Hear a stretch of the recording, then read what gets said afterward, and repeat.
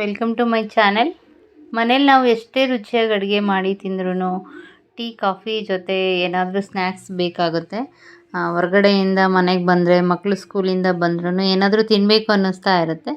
So ಅದಕ್ಕೆ ನಾನಿವತ್ತು ರುಚಿಕರವಾಗಿ ಮಾಡೋವಂಥ ಚಕ್ಲಿ ಹಾಗೆ ಚಕ್ಲಿ ಪೌಡರ್ ಮತ್ತು ಮನೆಯಲ್ಲಿ 6 ತಿಂಗಳಾದರೂ ನೀವು ಸ್ಟೋರ್ ಮಾಡಿಟ್ಕೊಂಡು ಯಾವಾಗ ಬೇಕಂದರೆ ಆವಾಗ ಬಿಸಿ ಬಿಸಿಯಾಗಿ ಫ್ರೆಶ್ ಆಗಿ ಮಾಡ್ಕೊಂಡು ತಿನ್ಬೋದು.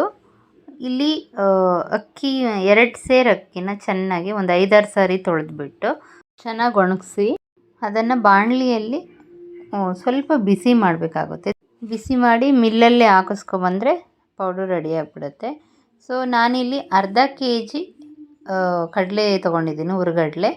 ಸೊ ಅರ್ಧ ಕೆ ಜಿ 2 ಸೇರು ಅಕ್ಕಿ ಹಿಟ್ಟಿಗೆ ಅರ್ಧ ಕೆ ಜಿ ಕಡಲೆ ಸಾಕಾಗುತ್ತೆ. ಸೊ ಅದನ್ನು ತುಂಬ ನುಣ್ಣಗೆ ಮಿಕ್ಸಿ ಮಾಡ್ಕೊಬೇಕು, ಪೌಡ್ರ್ ಮಾಡ್ಕೊಬೇಕು. ತರಿಯಾಗಿರಬಾರ್ದು, ನುಣ್ಣಗೆ ಪೌಡರ್ ಆಗಿರಬೇಕು. ನೋಡಿ ಈ ಥರ ತುಂಬ ಚೆನ್ನಾಗಿ ಫೈನ್ ಪೌಡ್ರ್ ಆಗಿದೆ. ಸೊ ಈ ಥರನೇ ಮಾಡ್ಕೋಬೇಕು. ಇದು ಆ್ಯಕ್ಚುಲಿ ಇದು ನನ್ನ ರೆಸಿಪಿ ಅಲ್ಲ, ಇದು ನನ್ನ ಅತ್ತೆ ರೆಸಿಪಿ. ನನ್ನ ಮದುವೆ ಆಗಿಬಿಟ್ಟು 18 ವರ್ಷ ಆಯಿತು. ಸೊ ಅವತ್ತಿಂದನೂ ನನಗೆ ಚಕ್ಲಿ ಪೌಡರ್ನ ಅವರೇ ರೆಡಿ ಮಾಡಿಕೊಡೋದು. ಸೊ ಊರಿಂದ ಬಂದಿದ್ದಾರೆ, ಸೊ ಹಂಗಾಗಿ ಚಕ್ಲಿ ಪೌಡ್ರು ಖಾಲಿಯಾಗಿತ್ತು ಮನೆಯಲ್ಲಿ, ಮಾಡಿಕೊಡ್ತಾ ಇದ್ದಾರೆ. ಅವತ್ತಿಂದ ಇವತ್ತಿನವರೆಗೂ ಅದೇ ರುಚಿಯಾಗಿರುತ್ತೆ, ಅದೇ ಸಾಫ್ಟಾಗಿ ಅದೇ ಥರನೇ ಇರುತ್ತೆ. ಸೊ ಆ ಥರ ಅವ್ರದ್ದೊಂದು ಕಣ್ಣು ಅಳತೆ ಅಂತಲೇ ಹೇಳ್ಬೋದು. ಅಷ್ಟು ಚೆನ್ನಾಗಿ ರೆಡಿ ಮಾಡಿಕೊಡ್ತಾರೆ ಪೌಡರು. ಇಲ್ಲಿ ಅವರು 2 ಸೇರು ನಾವೇನು ತೊಗೊಂಡಿದ್ದೀವಿ ಅಕ್ಕಿ ಹಿಟ್ಟು, ಅದಕ್ಕೆ 2 ಕೆ ಜಿ ಕಡಲೆಬೀಜ ಬೇಕು. ಇದು ನಮ್ಮ ಹೊಲದಲ್ಲಿ ಬೆಳೆದಿರೋಂಥ ಕಡಲೆಬೀಜ, ತುಂಬ ಚೆನ್ನಾಗಿ ರುಚಿಯಾಗಿದೆ.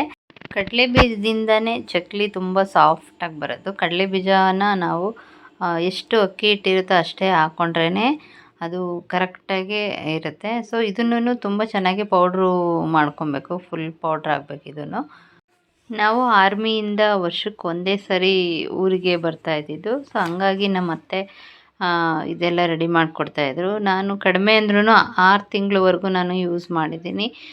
ಪೌಡರ್ ಏನೂ ಆಗೋದಿಲ್ಲ, ಅದರ ರುಚಿ ಸಹ ಕಡಿಮೆ ಆಗೋದಿಲ್ಲ.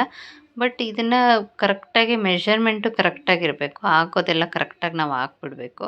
ಸೊ ಆವಾಗ ಚೆನ್ನಾಗೇ ಬರುತ್ತೆ. ಹಾಗೆ ತುಂಬಾ ಈಸಿಯಾಗಿರುತ್ತೆ, ಏನಂತ ಕಷ್ಟ ಇರೋದಿಲ್ಲ. ಅಕ್ಕಿ ಹಿಟ್ಟೊಂದು ರೆಡಿ ಮಾಡ್ಕೊಂಬಿಟ್ರೆ ಇನ್ನೊಂದು 5 ನಿಮಿಷದಲ್ಲಿ ನಾವು ಅದನ್ನು ಮಿಕ್ಸಿಗೆ ಹಾಕ್ಕೊಳ್ಳೋದು ಮತ್ತು ಮಿಕ್ಸ್ ಮಾಡ್ಕೊಳ್ಳೋದು ಅಷ್ಟೇ ಅದನ್ನು. ಸೊ ಇಲ್ಲಿ ನಾನು ಎಲ್ಲ ಕಡಲೆಬೀಜನೂ ಎಷ್ಟು ತೊಗೊಂಡಿದ್ನೋ 2 ಕೆ ಜಿ ಎಲ್ಲನೂ ಪೌಡ್ರು ಮಾಡಿಬಿಟ್ಟು ಅಕ್ಕಿ ಹಿಟ್ಟು ಜೊತೆ ಮಿಕ್ಸ್ ಮಾಡ್ತಾಯಿದ್ದೀವಿ. ಹಾಗೆಯೇ ಇದಕ್ಕೆ ಒಂದು 1/4 ಕೆ ಜಿಯಷ್ಟು ಮೈದಾ ಆ್ಯಡ್ ಮಾಡ್ಕೊಬೇಕು. ಮೈದಾನ ತುಂಬ ಕಡಿಮೆ, ಅಂದರೆ 1/4 ಕೆ ಜಿ 2 ಸೇರು ಅಕ್ಕಿ ಹಿಟ್ಟಿಗೆ 1/4 ಕೆ ಜಿ ಮೈದಾ ಅಷ್ಟೇ ಆ್ಯಡ್ ಮಾಡ್ತಾಯಿದ್ವಿ. ಅದೇನಕ್ಕೂ ಅಲ್ಲ, ಅದು ಚಕ್ಲಿ ನಾವು ಮಾಡಬೇಕಾದ್ರೆ ಅದು ತುಂಡಾಗದೇ ಇರಲಿ ಅಂತ ಹೇಳ್ಬಿಟ್ಟು ಮೈದಾನ ಆ್ಯಡ್ ಮಾಡೋದು. ಸೊ ಮೈದಾ ಆ್ಯಡ್ ಮಾಡಿದ್ರೆ ಚಕ್ಲಿ ನಾವು ಹಿಂಗೆ ಒತ್ತಬೇಕಾದ್ರೆ ಅದು ತುಂಡಾಗೋದಿಲ್ಲ, ಪೀಸ್ ಆಗೋದಿಲ್ಲ, ಚೆನ್ನಾಗಿ ಬರುತ್ತೆ. ನಮಗೆ ಎಷ್ಟು ಬೇಕಾಗುತ್ತೋ ಅಷ್ಟು ಬರುತ್ತೆ. ಸೊ ಈಗ ಎಲ್ಲ ಹಾಕಿದೆ, ಎಲ್ಲ ಹಾಕ್ಬಿಟ್ಟು ಅದೇನು ಕಡಲೆ ಬೀಜ ಇರುತ್ತಲ್ಲೋ ಅದರಲ್ಲಿ ಎಣ್ಣೆ ಅಂಶ ಇರುತ್ತೆ. ಸೊ ಆ ಎಣ್ಣೆ ಅಂಶನ ಈ ಎಲ್ಲ ಪೌಡರ್ ಜೊತೆ ಚೆನ್ನಾಗಿ ಮಿಕ್ಸ್ ಆಗಬೇಕು. ಸೊ ಈ ಥರ ಚೆನ್ನಾಗಿ ಕೈಯಲ್ಲಿ ಮಿಕ್ಸ್ ಮಾಡ್ತಾ ಹೋಗಿ ಚೆನ್ನಾಗಿ ಮಿಕ್ಸ್ ಮಾಡಬೇಕು. ಈ ಥರ ಎಲ್ಲನ ನೋಡಿ. ಸೊ ಈ ಥರ ಪ್ರೆಸ್ ಮಾಡಿದ್ರೆ ಈ ಥರ ಉಂಡೆ ಆಗಬೇಕು.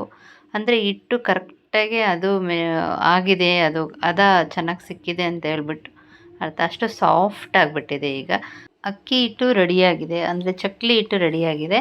ಈಗ ನಮಗೆ ಎಷ್ಟು ಬೇಕೋ ಅಷ್ಟನ್ನು ತೊಗೊಂಬಿಟ್ಟು ಅದಕ್ಕೆ ರುಚಿಗೆ ತಕ್ಕಷ್ಟು ಉಪ್ಪು, ಖಾರದ ಪೌಡ್ರು, ಹಾಗೆ ಸ್ವಲ್ಪ ಸೋಡಾ, ಬೇಕಂದರೆ ಸೋಡಾ ಹಾಕ್ಕೋಬೋದು, ಇಲ್ಲಾಂದರೆ ಏನು ಪರವಾಗಿಲ್ಲ, ಹಾಗೆಯೇ ಚೆನ್ನಾಗಿರುತ್ತೆ. ಜೀರಿಗೆ ಸ್ವಲ್ಪ ಹಾಕ್ಕೊಳ್ಳಿ, ಚೆನ್ನಾಗಿರುತ್ತೆ. ಹಾಕ್ಕೊಂಡು ಚಕ್ಲಿ ಒಳ್ಳಲ್ಲಿ ತುಂಬಿಟ್ಟು ಈ ಥರ ಮಾಡಿಬಿಟ್ರೆ ಚಕ್ಲಿ ಗರಿಗರಿಯಾಗಿ ಹಾಗೆ ಸಾಫ್ಟಾಗಿರುತ್ತೆ. ಸುಮ್ಮನೆ ಹಿಂಗೆ ಮುಟ್ಟಿದ್ರೆ ಸಾಕು, ಬಾಯಲ್ಲಿ ಇಟ್ಕೊಂಡ್ರೆ ಕರ್ಗೋಗ್ತಾ ಇರುತ್ತೆ. ಸೊ ಆ ಥರ ನಾನು ಏನು ಚಕ್ಲಿನ ರೌಂಡಾಗಿ ಎಲ್ಲ ಮಾಡಿ ಇಟ್ಕೊಂಡು ಆಮೇಲೆ ತೇಲ್ಸೋದು ಈ ಥರ ಎಲ್ಲ ಏನೂ ಮಾಡೋದಿಲ್ಲ. ಡೈರೆಕ್ಟು ನಾನು ಎಣ್ಣೆಗೇ ಚಕ್ಲಿ ಒಳ್ಳಲ್ಲಿ ಮಾಡಿಬಿಡ್ತೀನಿ. ಸೊ ಈ ಥರ ಎಲ್ಲ ರೆಡಿ ಮಾಡಿದ್ದೀನಿ. ಒಂದು ಬಾಕ್ಸಲ್ಲಿ ರೆಡಿ ಮಾಡಿಟ್ಬಿಟ್ರೆ ಮಕ್ಕಳು ಸ್ಕೂಲಿಂದ ಬಂದಾಗ ತಿನ್ನೋಕ್ಕೆ ಚೆನ್ನಾಗಿರುತ್ತೆ. ನೀವು ಒಂದು ಸರಿ ಟ್ರೈ ಮಾಡಿ, ಹೀಗೆ ಸ್ಟೋರ್ ಮಾಡಿ ಇಟ್ಕೊಳ್ಳಿ, ಚೆನ್ನಾಗಿರುತ್ತೆ. Thank you.